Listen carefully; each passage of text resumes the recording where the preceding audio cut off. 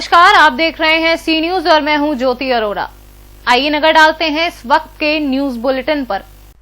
अमर शहीद चंद्रशेखर आजाद की जयंती पर आज कांग्रेसियों ने उनकी प्रतिमा पर श्रद्धा सुमन अर्पित किए। पूर्व केंद्रीय मंत्री प्रदीप जैन आदित्य तथा कांग्रेस शहर अध्यक्ष अरविंद वशिष्ठ के नेतृत्व में कांग्रेसियों ने आयकर तिराहे पर स्थित चंद्रशेखर आजाद की प्रतिमा पर पहुंचकर माल्यार्पण कर श्रद्धांजलि दी। इस दौरान पूर्व केंद्रीय मंत्री प्रदीप जैन आदित्य ने कहा कि हिंदुस्तान के हर बच्चे के रक्त का प्रभाव बढ़ जाता है जब वह अमर शहीद चंद्रशेखर आजाद का नाम सुनता है। आज की युवा पीढ़ी को उन्हें ही रास्ते पर चलने की आवश्यकता है। शहर कांग्रेस अध्यक्ष अरविंद वशिष्ठ ने कहा कि अगर अमर शहीद चंद्रशेखर आजाद ने देश की खातिर अपने हाथों से अपने प्राणों के बलिदान कर दिया, लेकिन अंग्रेजों के हाथ कुछ नहीं आया। काकोरी कांड जैसे कामों को अंजाम देकर उन्होंने यह साबित कर दिया कि देश सबसे पहले है।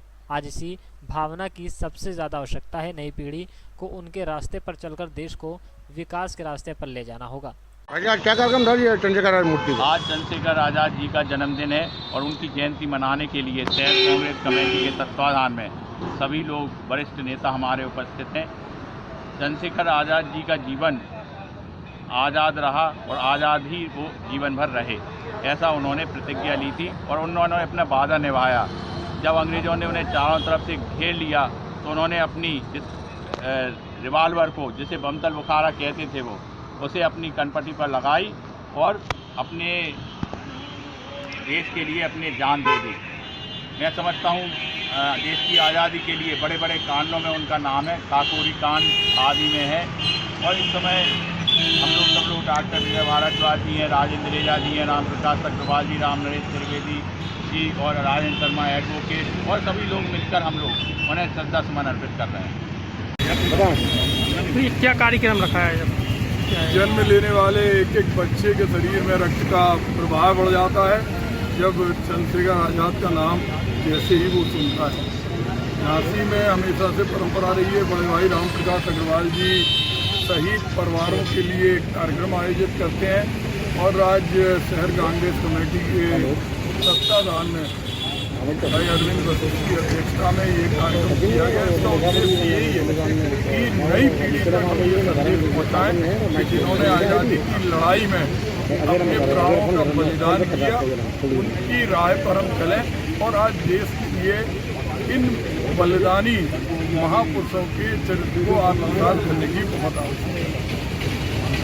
झांसी से कैमरा पर्सन प्रभात साहनी के साथ सीनियर संवाददाता दीपक चौहान की रिपोर्ट।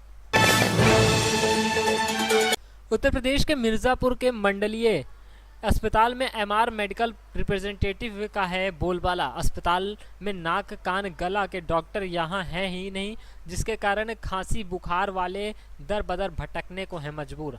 आपको जानकर आश्चर्य होगा कि सुबह सुबह मरीज हैं परेशान और डॉक्टर साहब को एमआर दे रहे हैं अपनी कंपनी के दवा का डेमो। हमें देख सकपका गया एमआर और चलते बना। Doctor A K. दास ने कहा कि मरीज नहीं थे तो एमआर दिखा रहा था अपने डेमो, इससे हर्ज क्या है। तो वहीं सीएमएस ने कहा कि अगर ऐसा है तो होगी जांच और डॉक्टर का लिया जाएगा स्पष्टीकरण। जिला महिला अस्पताल में उमस भरी गर्मी में बिजली काटने के कारण हाथ के पंखे बने मरीजों से सहारा, जननी सुरक्षा को मुंह चढ़ाता यहां का व्यवस्था। मिर्जापुर से सीनू संवाददाता अजय दुबे की रिपोर्ट। ट्रेनों के माध्यम से होने वाले गांजा तस्करी के मामलों को लगातार आरपीएफ और जीआरपी पकड़ रही है। गुरुवार को आगरा कैंट रेलवे स्टेशन से 3 तस्करों को आरपीएफ और जीआरपी ने गिरफ्तार किया।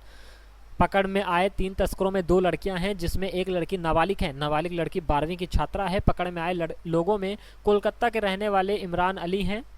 सीमा उर्फ रुचि दिल्ली की रहने वाली है, जिसकी उम्र 21 साल है। वहीं नाबालिग लड़की 17 साल की है। ऐसा बताया गया कि पकड़ में आए लोग विशाखापट्टनम से ट्रेन के माध्यम से आगरा पहुंचे। हाथ से तीनों लोगों को दिल्ली जाना था, लेकिन उससे पहले आरपीएफ और जीआरपी ने पकड़ लिया। इमरान काफ़ी समय से गांजा तस्करी के काम में लगा हुआ है। सीमा और रुचि का कहना है कि वह दूसरी बार गांजा लेकर आई हैं, जबकि नाबालिग लड़की का कहना है कि वह पहली बार लालच के चलते शामिल हो गई, अब पछता रही है। गांजा तस्करों के पास से 20 किलो गांजा बरामद किया गया है, जो अलग अलग बैग में रखा हुआ था। ये आज सुबह आगरा कैंट रेलवे स्टेशन से हम लोगों ने 3 लोगों को पकड़ा है, जिसमें 2 लड़कियां हैं, 1 लड़का है। एक लड़की इसमें नाबालिग है। इनके कब्जे से 20 किलो नाजायज़ गांजा बरामद हुआ है।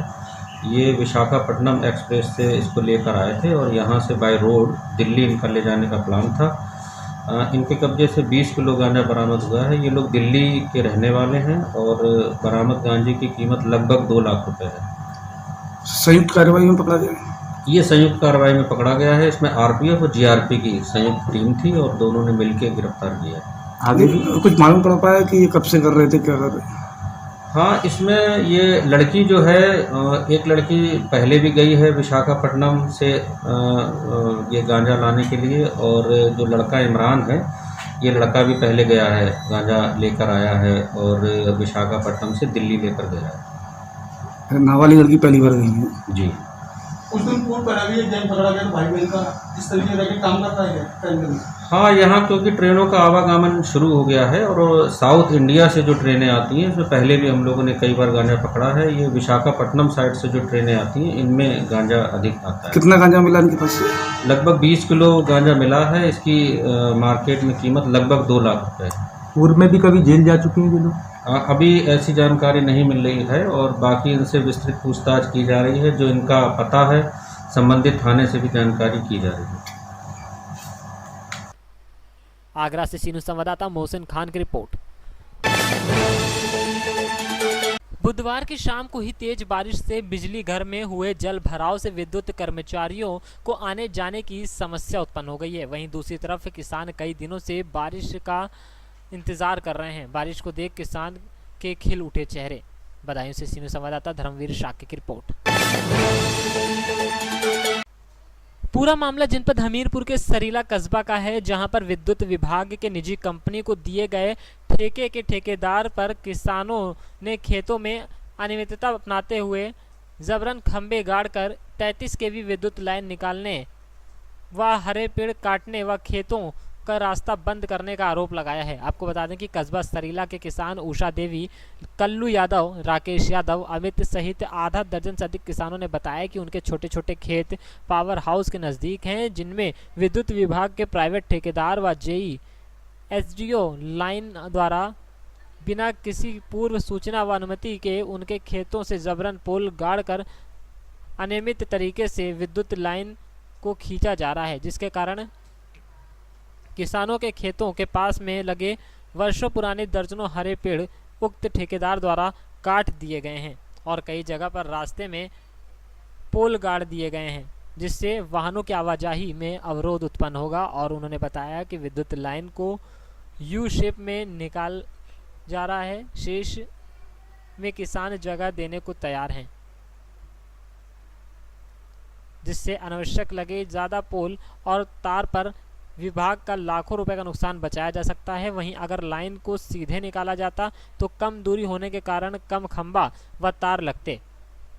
किसानों ने जब ठेकेदार से इस बारे में बात करनी चाहिए तो उन्होंने अभद्रता की और धमकी देते हुए कहा कि लाइन यहीं से निकलेगी। इस मामले में किसानों ने ऑनलाइन व ऑफलाइन माध्यम से उच्च अधिकारियों, शासन प्रशासन को शिकायत भी की, लेकिन ठेकेदार और विभाग के साठगांठ और हनक के आगे प्रशासन चुप्पी साधे हुए है और किसानों को न्याय मिलता दिखाई नहीं दे रहा है। अब देखना यह है कि इन पीड़ित किसानों को कब तक न्याय मिल पाता है या नहीं। दिक्कत हो गई आपको? सर जी दिक्कत हो गई है कि हमारे हस्बैंड का हो गया था एक्सीडेंट। हमसे बिना जानकारी किए मेरे खेतों से लाइन निकाल दी गई है, जबकि यू आकार बना दिया गया है और जबकि सीधी लाइन पड़ती है यहाँ से हैं, और बिना बताए जो हम उनसे कहने आए, जब 1 महीने बाद झांसी से लौटे, जब कहने आए तो मुझे डरवाए, धमकाए, पुलिस में साइन बना दो कि लाइन सही निकली। तो आपने उनसे पूछा नहीं है? नहीं, हमने पूछा है। हमने कहा नक्शा दिखाओ, तो मुझे नक्शा दिखाने से कहती थी जाने किससे मांगू, एसडीओ से, जाने किससे मांगू, ITI से। और नहीं जानती सर किससे मांगी जाती। और कुछ आपका नुकसान हुआ है? हमारे सारे पेड़ काट दिए, शीशम हरे पेड़ सारे गिरा दिए हैं, नीम बमूरे और शीशम सारे के सारे कम से 15-20 पेड़ के मेरा नुकसान कर दिए। शिकायत की आपने कहीं? शिकायत मैंने सब कहीं कर दी है, SDM साहब को, और लिखित होता है थाने में भी दे दी है, और सब मतलब जितने अधिकारी वर्ग के लोग होते हैं हमने सब कहीं सूचना कर दी है। क्या आश्वासन मिला आपको? क्या कोई सुनवाई हुई? कोई सुनवाई नहीं सर, आते हैं अपना फर्ज पूरा करके चले जाते हैं। चलिए, कोई कुछ कहता, कोई कुछ कहता है और चला जाता है अपने। आप क्या चाहते हैं? हम ये चाहते हैं कि साहब सीधी लाइन जब मैं अपने वहाँ से निकलवाने के लिए तैयार हूँ तो हमारे वहाँ से सीधी से निकाल दी जाए। और हमारे पेड़ों का नुकसान, मेरे सारे पेड़ हमने मतलब छोटे से उनको पाला पोसा, सारे पेड़ गिरा दिए गए हैं। हमीरपुर से सी न्यूज़ संवाददाता किरण सिंह की रिपोर्ट। इस वक्त के न्यूज बुलेटिन में फिलहाल इतना ही। देश और दुनिया की तमाम बड़ी खबरों के लिए आप देखते रहिए सी न्यूज। हर खबर आपके साथ, आपके हाथ।